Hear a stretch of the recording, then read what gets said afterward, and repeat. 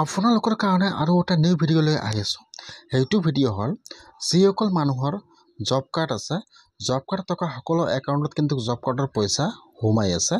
যদি আপোনালোকে job card বনাইছে তেনেহ'লে আপোনালোকে আজিকে চেক কৰক যে আপোনাৰ জব কাৰ্ডত পইচা সোমাইছে নে সোমোৱা নাই। বহুতৰ জব কাৰ্ডত কিন্তু পইচা সোমাই গ'ল। এতিয়া যিসকলৰ জব কাৰ্ড আছে আজি চেক কৰক যে আপোনাৰ পইচা আপোনাৰ একাউণ্টত সোমাইছে নে পেণ্ডিং হৈ আছে। কেনেকৈ আপোনালোকে জব কাৰ্ডৰ পইচা চেক কৰিব আৰু আপোনাৰ জব কাৰ্ড আছে নে নাই চেক কৰিব। মই আজি এইটো ভিডিঅ'ত আপোনালোকক সম্পূৰ্ণ প্ৰচেছ ষ্টেপ বাই ষ্টেপ দেখুৱাই দি আছোঁ।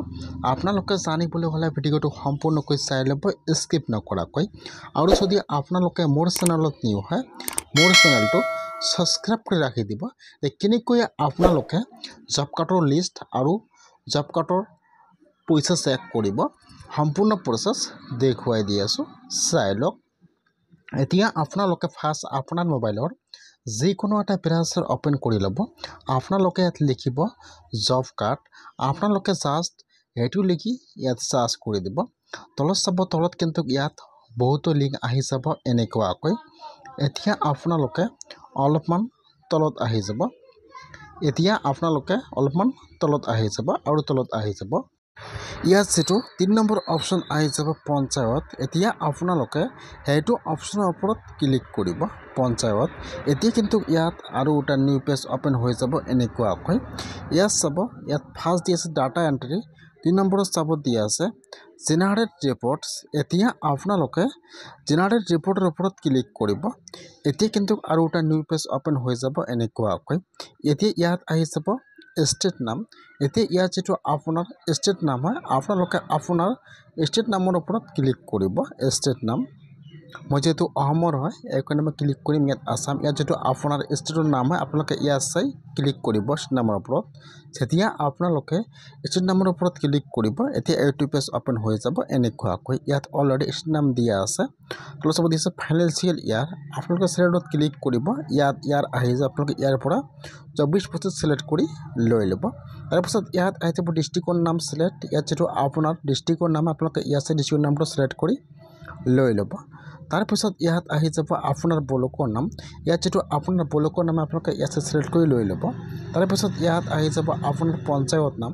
তাৰপিছত যেটো আপোনাৰ পঞ্চায়ত নাম আপোনালোকে ইয়াত চাই চিলেক্ট কৰি লৈ ল'ব পঞ্চায়ত নাম। তাৰপিছত ইয়াত চাব প্ৰচেছ। তাৰপিছত আপোনালোকে এতিয়া প্ৰচেছৰ ওপৰত ক্লিক কৰিব। এতিয়া এইটো পেজ অপেন হ'ব। 1 নম্বৰত চাব দিয়া আছে জব কাৰ্ড ৰেজিষ্ট্ৰেশ্যন। ইয়াত যেটো 1ৰ 4 নম্বৰ অপশ্যন দিয়া আছে জব কাৰ্ড এমপ্লয়মেণ্ট ৰেজিষ্টাৰ। এতিয়া আপোনালোকে ইয়াৰ পৰা 1ৰ 4 নম্বৰ অপশ্যনৰ ওপৰত ক্লিক কৰিব জব কাৰ্ড এমপ্লয়মেণ্ট ৰেজিষ্টাৰ। যেতিয়া আপোনালোকে সেইটো অপশ্যনৰ ওপৰত ক্লিক কৰিব, এতিয়া কিন্তু ইয়াত আপোনাৰ পঞ্চায়তৰ সকলো জব কাৰ্ড ইয়াত আহি যাব এনেকুৱাকৈ। ফাৰ্ষ্ট ইয়াত আহি যাব আপোনাৰ জব কাৰ্ড নম্বৰ আৰু 2 নম্বৰত এইফৰত আহি যাব নাম।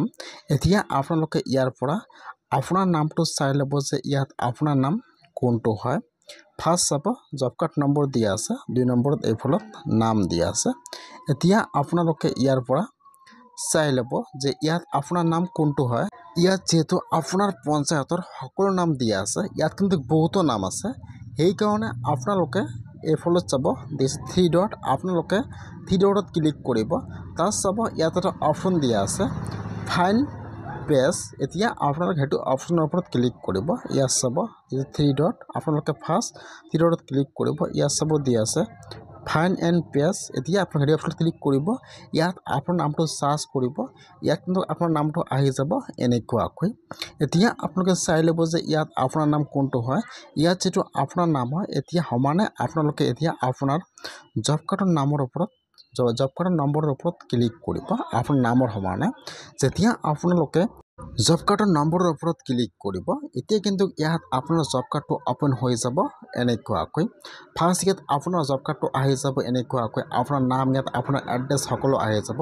এতিয়া আপোনাৰ জব কাৰ্ডত আপোনালোকে কোনটো বেংকৰ একাউণ্ট জমা দিছিল, ইয়াত কিন্তু বেংকৰ নামটো আহি যাব এইফলত এনেকুৱাকৈ। আৰু এইফলত আপোনাৰ জব কাৰ্ডত কিমান সদস্য আছে ইয়াত সকলো আহি যাব এনেকুৱাকৈ। এতিয়া আপোনালোকে অলপমান তলত আহি যাব। এতিয়া আপোনাৰ জব কাৰ্ডত কিমান টকা সোমাইছে, কিমান তাৰিখে সোমাইছে, কোনটো একাউণ্টত সোমাইছে কিন্তু সকলো আহি যাব এনেকুৱাকৈ ইয়াত চাব, ইয়াত এমাউণ্টটো আহি যাব। টোটেল এমাউণ্ট আপোনাৰ একাউণ্টত কিমান টকা হৈছে, কিমান তাৰিখে জমা হৈছে, এইখিনি সকলো আহি যাব এনেকুৱাকৈ। যদি আপোনালোকৰ জব কাৰ্ড আছে তেনেহ'লে আপোনালোকে আজি চেক কৰক যে আপোনাৰ জব কাৰ্ডৰ নামটো অনলাইনত আছেনে নাই আৰু আপোনাৰ একাউণ্টৰ জব কাৰ্ডৰ পইচাটো সোমাইছে নে সোমোৱা নাই। আপোনালোকে এনেকুৱাকৈ অতি সহজে চেক কৰক।